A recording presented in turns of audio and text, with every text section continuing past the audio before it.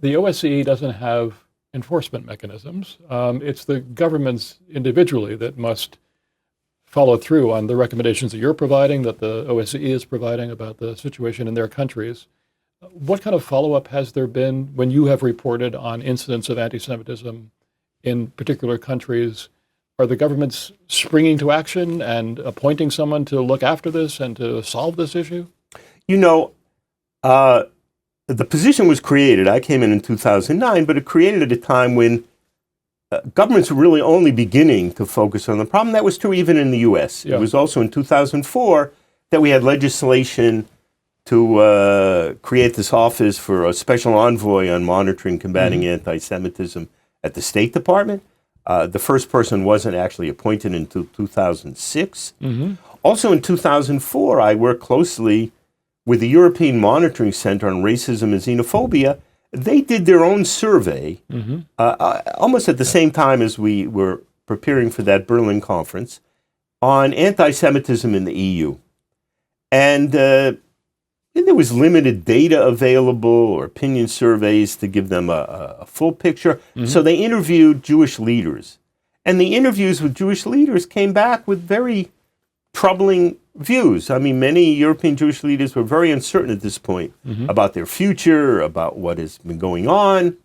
And one of the things that the EUMC recognized, even though they had representatives in each of the EU member states, most of them didn't even have a definition of anti-Semitism with which to use, and those that did, there were no two in common. Yeah. So the director at the time had reached out to me, we were close, and offered to help develop a comprehensive pragmatic definition. So that is where the origin of what later became known as the IHRA working definition of anti-Semitism. But that's where it began. So already there was efforts to say we got to find a way and a mechanism so people will understand anti-Semitism and learn to deal with it. The OSCE, well, as you're correct, there's no enforcement mechanism. There are commitments that are more of a moral, voluntary nature than legal nature. But there was also work going on promoting Holocaust education and notably police training. Okay. Because obviously police need to understand the nature of hate crimes, anti-Semitic hate crimes, how to respond, how to deal with them. So a lot of things are already beginning to happen there.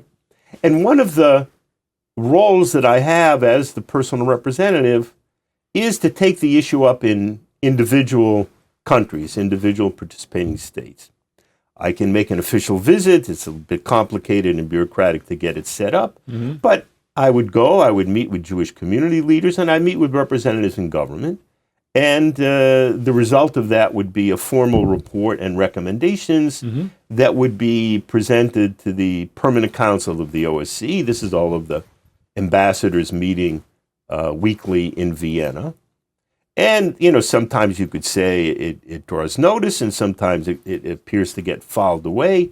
But it depends. I mean, I think governments are very concerned how they're going to be reported on this issue, and will take note of it. And there have been a number of occasions where even I've been surprised at the dramatic impact of it. So to give one example, I was in Denmark in the fall of 2014. And we had, and we've seen this, if we talk more about what's going on today, we understand, when there's tension or crisis or battles in Israel and the Middle East, we see a spike in anti-Semitic incidents around the world and certainly in Europe. And we were seeing this in 2014 in Europe, and we saw it, and I heard it from the small Jewish community in Copenhagen. And they said to me, but, they've asked the government for more security for the community center, synagogue, and they've been rebuffed, which was something I really didn't understand. So when I met with government leaders, of course I brought this up. And I was told something very strange. It wasn't that, well, we don't think there's a problem or we don't have money to deal with it. It was, in Denmark, we have a very relaxed approach to security, I was told. If you look in front of the parliament, there are not armed guards. And they said to me, they thought that the population would feel uncomfortable if they saw armed police in front of a building, in front of a synagogue. So it was you think back and you say, well, that can't be right. And so obviously when I drafted my report and my recommendations, front and center was saying you have to take this security issue seriously.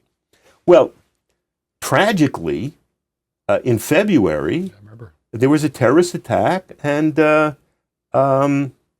one of the Jewish community security guards, unarmed, they're not armed, was killed. Yeah, likely dead. And I have to say, and I give credit to the Danish government, they understood they had been mistaken. Yeah. And I was contacted for my report by Danish television and other media, and literally the justice minister was called to account, effectively saying, the OSCE gave you recommendations and you didn't act on them. Yeah. Now, I can see other countries would say, well, OSCE gave us recommendations and we don't care. But to the credit of Denmark, they cared about it. Yeah. And, we saw a dramatic turn to the degree where the kind of security cooperation that exists in Denmark between government, police and intelligence services and the community is probably one of the best case examples in Europe. So that's at least one case where I feel my job led to something with a positive outcome. I mean, you've been dealing with many countries in the course of your career with the OSCE. Some countries are very responsive. Are other countries just letting these reports kind of roll off their plate and they're not really doing anything with them? Or have you found consistent, at least, attention to the issue as you've been traveling around the OSCE territory? I think, first of all, to a degree, if we're making a visit, countries might want to be able to show something positive. Sure. So sometimes when you're just raising the issue, it already generates some movement. Yeah. They know you're coming. They know we're coming, and then those are going to be a formal report. Right. It's also heartening to Jewish communities. Yeah. Because in many of these countries left on their own, governments will perhaps just dismiss them or dismiss their concerns. And then one of the things, to me, one of the great things that has evolved, I mean, when the OSCE created this position, it was unique. Yeah. But over time now, and as the EU itself has taken up the issue, going back now a decade with appointing the first EU coordinator on combating anti-Semitism, more and more countries are being pressed to develop their own national strategies. Right. We have a definition that we consider significant and helpful. Now the IHRA definition, which has been adopted by... You should explain IHRA. Yes. IHRA is an acronym for the International Holocaust Remembrance Alliance. Right. I had mentioned that this working definition was first developed and issued by what was known as the EUMC, the European Monitoring Center on Racism and Xenophobia, back in 2005.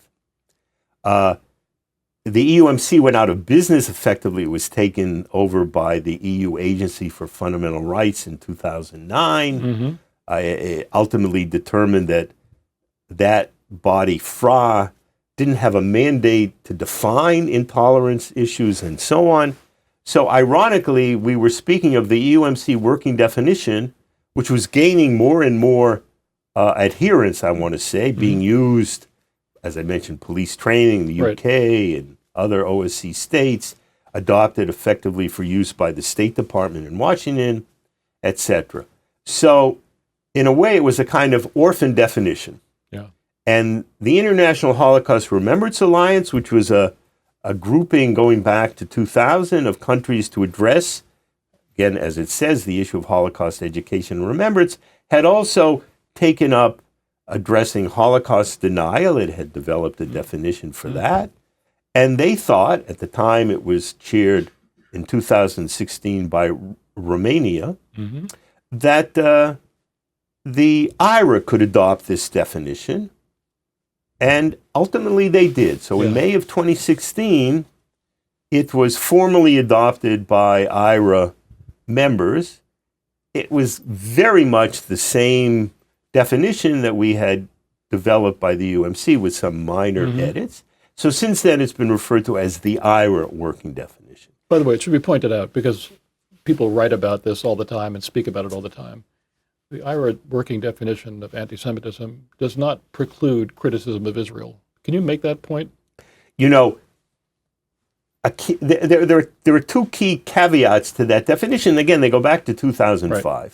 It says explicitly, criticism of Israel, akin to criticism of any other country, is not anti-Semitism. Right. It also says, while it gives examples, and that was important to people to be able to understand the way anti-Semitism can present itself, that it says these may be examples of anti-Semitism depending on the context. So we have to keep this in mind. Yeah, because it's often misunderstood. I think it's often, I want to say, mischaracterized and twisted and say, well, it violates free speech, which, of course, it's meant to be a guidance document, educational value, but practical value for police, for others, people in the education field, and so on, to understand what anti-Semitism is. But you don't check your head at the door before you look at this.